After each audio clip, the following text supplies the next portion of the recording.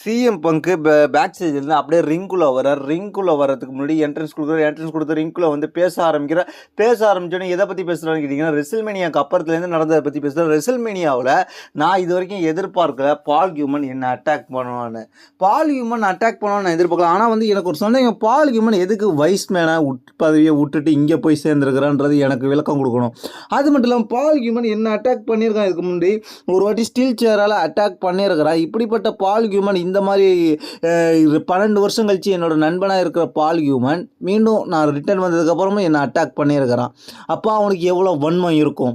அது மட்டும் இல்லாமல் நான் யாருமே நம்ப மாட்டேன். இந்த பால் ஹியூமனை நம்பினது தப்பாக போயிடுச்சு அப்படின்னு சொல்லுவார். உடனே பால் ஹியூமன் பேக் ஸ்டேஜ்லேருந்து பேச ஆரம்பிப்பார். பால் ஹியூமன் எங்கே சவுண்டு கேட்டுனே எங்கே இருக்க பால் ஹியூமன் இங்கே வா அப்படின்னு சொன்னோடனே பால் ஹியூமன் ரிங்குள்ளே வரதுக்கு ஒடியாருவார். ஒடியாந்த பால் ஹியூமன் பாதியிலே நின்றுவார். பாதியில் நின்னதுக்கப்புறம் என்ன நடக்கும்னு கேட்டிங்கன்னா, செத் ரோலின்ஸும் பேரன் பேக்கர் வருவாங்க. செத் ரோலின்ஸ் போன வாரம் நீ வரலைன்னா நான் சாம்பியனாக இருந்திருப்பேன். இன்றைக்கி நான் வேர்ல்டு ஹெவி சாம்பியனாக இருக்கிறது கெடுத்தது முக்கியமாக நீ தான் காரணம். அதுக்கு உனக்கு தண்டனை கிடைக்க வேண்டாம். அதுக்கு உனக்கு பழி வாங்க போகிறேன் அப்படின்ற மாதிரி சொல்லுவார். சொல்லதுக்கப்புறம் என்ன நடக்கும்னு கேட்டிங்கன்னா, இவர் பேசிக்கிட்டு இருக்கிட்டேன்னு பேரன் பேக்கர் அப்படியே வந்து எனர்ஜி ஆகிட்டு இருப்பார். பேரன் பேக்கரை விட்டு அடிக்க சொல்லுவார். அதுக்கப்புறம் எல்லாருமே ரிங்குள்ளே வருவாங்க. ஃபஸ்ட்டு பார்த்தீங்கன்னா பேரன் பேக்கர் போய் சிஎம் பங்கை அடிக்கிறதுக்கு ரெடின்னு சிஎம் டாகி என்னை அடிக்க வரியா, உன்னை நான் உரிச்சிட்றான் அப்படின்னு சொல்லிட்டு டாகியை போட்டு டாகின்னு சொல்லிட்டு சிஎம் பங்கு அந்த மைக்கை வச்சு அடிப்பார் பேரன் பேக்கரை. அதுக்கப்புறம் பேரன் பேக்கர் இருந்தாலும் அதுலேருந்து சமாளித்து சிஎம் பங்கு அட்டாக் பண்ணுவார். அதுக்கப்புறம் செத்ரோலின்ஸ் உள்ள வந்துடுவார். செத்ரோலின்ஸும் பேரன் பேக்கரும் சேர்ந்து சிஎம் பங்கு அட்டாக் பண்ணுவாங்க. அதுக்கப்புறம் பார்த்தீங்கன்னா ஆடியன்ஸ் சைட்லேருந்து செமிசைன் வருவார். இருந்தாலும் செமிசைன் வரதுக்கு முன்னாடி பேரன் பேக்கர் செத்துலேருந்து கொஞ்சம் சமாளிச்சுக்கிட்டு இருப்பார்.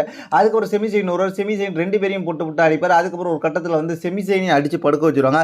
அடித்து படுக்க வச்சுட்டு செத்ரோலின்ஸ் அட்டாக் பண்ணலான்னு செத்ரோலின்ஸ் வந்து சிஎம் பங்கு அட்டாக் பண்ணலான்னு சொல்லி ஸ்டீல் சேரை எடுத்து வந்து ரெடியாக அட்டாக் பண்ண ரெடியாக இருப்பார். அந்த இடத்துல உள்ள ஜேயூசோ வருவார். ஜேயூசோ வந்து அவர் வந்து சூப்பர் கிக்கு வந்து செத்ரோலின்ஸுக்கு வைப்பார். அதுக்கப்புறம் அவர் போட்டு அடிப்பார். அவரையும் வந்து பேரன் பேக்கர் செத்ரோலின்ஸ் அட்டாக் பண்ணி டாமினேட் பண்ணுவாங்க. அதுக்கப்புறம் கீழே கடந்த செமிஜெயின் செத்ரோலின்ஸு ஸ்டீல் சேரை எடுத்துக்கிட்டு ரிங்குள்ளே அவங்கள தரத்திக்கிட்டு வருவாங்க. அவங்க ஓடி போயிடுவாங்க. இதுதான் ஸ்டார்டிங்கில் நடந்துச்சு. இந்த மூமெண்ட்டு பயங்கரமாக இருந்துச்சு.